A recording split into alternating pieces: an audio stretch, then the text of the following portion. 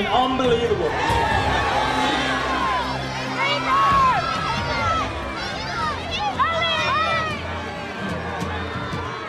It's December the 1st, the world premiere of Lord of the Rings, and what better place to celebrate this than Middle-earth. It's an immense occasion for the team at Weta Digital and for New Zealand, really. The Lord of the Rings has been really a whole series of world firsts. Back in 1998 when Peter decided to make the movie, and really the whole challenge of shooting 3 movies back to back had never been done in Hollywood before. We're in the middle of Miramar, which is kind of an industrial residential neighborhood. So you drive around and you see, little Victorian houses and kind of strange flat houses and stuff like that, and hills around the side that people have been living in for 80 years or whatever, ever since the land kind of rose. I think at its best, Weta had an attitude of collaboration and cross-pollination of departments that was very healthy. At Weta, you could walk through the creature shop, the mold shop, see things being sculpted and created and drawn and painted and fabricated and molded, and walk through a door and you're into a computer division where some of the finest computer artists in the world are busy at work making the things that couldn't be made next door in the physical shop. While we had to push the boundaries, we didn't want to take any chances. We need business partners that really understood the challenges that we were going to face and be able to deliver on those challenges. And whenever we pushed the boundaries, we really needed organisations like Alias to really get behind us and work us through some of those challenges. Maya entered the picture very early on. I was shown several selections of software and I test drove them. And based upon my experience in animation in general and my comparative inexperience in computer animation, I'd only been doing it for 4 years, I just found it to be the most comfortable interface for me. Our work at Weta on the Lord of the Rings really coincides with our use of Maya. The two grew here. We established a whole 3D pipeline around Maya. As the Maya package evolved, we were able to extend the approaches that we were taking and push the envelope in terms of the way we were doing things. Come, Master! Come to Smeel. We really had exponential growth during the course of the movie.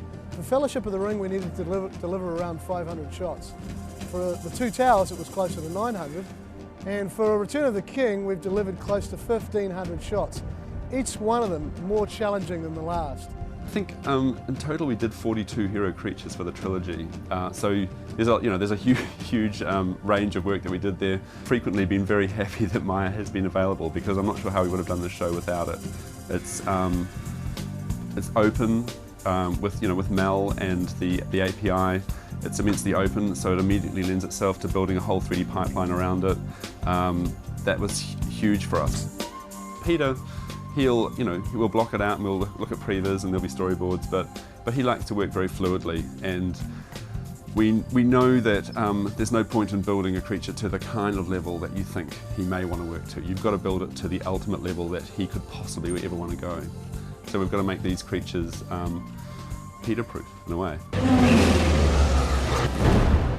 The thing with the Mamakill is, they are physically impossible creatures. I don't think, they're much larger than any of the largest dinosaurs that ever lived.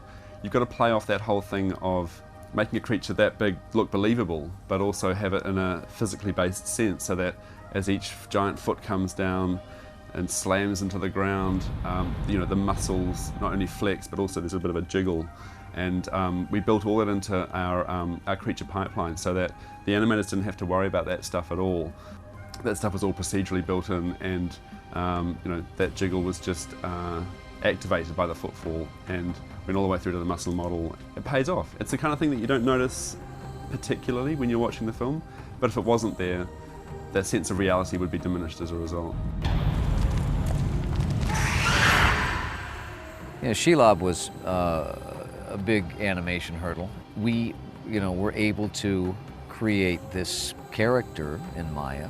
This spider is, since it's as big as a Humvee, it needs to have, more weight. And we were able to put in a number of very nice animation controls to give to give its abdomen a lot of sag and jiggle and bounce and stretch and squash. Sheila was modelled in Maya, Sheila was rigged in Maya. All the animation for Sheila was done in Maya. Our whole 3D pipeline is Maya based.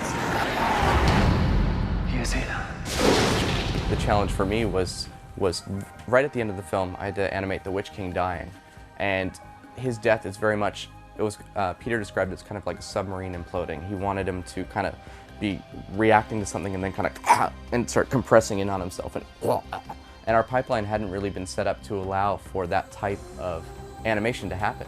Like, for example, the Witch King's hand, he's going and shaking like this. So I took the animation curves for his arms, and I just took the insert key thing in the graph editor and just went blah, blah, blah, blah, blah. I just made a really, really messy curve.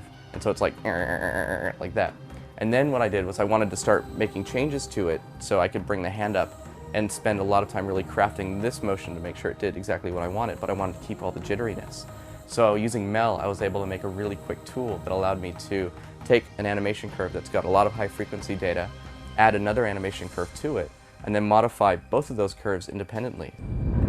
The precious will be ours. He means to murder us! Never! I'm not sending him away. Come, Smeagol. One of the things I'm most proud of with Lord of the Rings and Gollum in particular is, it's actually a shot I didn't work on. I think Stephen Hornby animated this shot, and it's in Return of the King. Gollum's asleep, and he's laying down, he's hardly moving at all, but you could see struggle going on inside of his face, and you can see just this anguish and all this stuff happening. And it's one of the hardest things in the world to animate, is somebody not moving and get them to seem real and bring across emotion. It is time. Cloth and hair are key components of making a believable digital double. Before, I think, in films where we've got the shot of Legolas leaping onto the horse in film 2, where he switches to a digital double, full frame in the middle of that shot, and people to this day ask me how the guy got up on top of the horse. Of course, that brought us into that whole world of pain on film 3, where we had the whole scene with Legolas on the Mamakill, which was built on the success of that one shot in film 2, and pushing the hair and cloth right through that sequence as well was difficult, but it works. People love that stuff. Maya's a huge brush in the toolkit. It practically is the toolkit. I guess its versatility is the thing that is most impressive to me, because it allows people with a lot of different sets of skills and with different sensibilities to use it with equal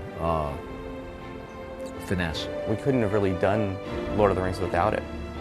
Everything we do, we use Maya as just a glue for everything. I think it's fair to say that we've pushed Maya to its very limits. We've exploited those limits, we've explored the limits, and we've gone beyond them. We literally had to push beyond those limits to deliver Peter's vision. And with the help of the team at Alias and Kevin and his custom development team, we're able to take it beyond its boundaries and further on.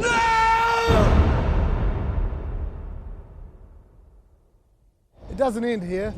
The future for us and our next project is King Kong. Well, that'll just be bigger and better again. We'll push the boundaries, we'll do things that have never been done before in the motion picture industry, and for that we'll rely on the team at Alias.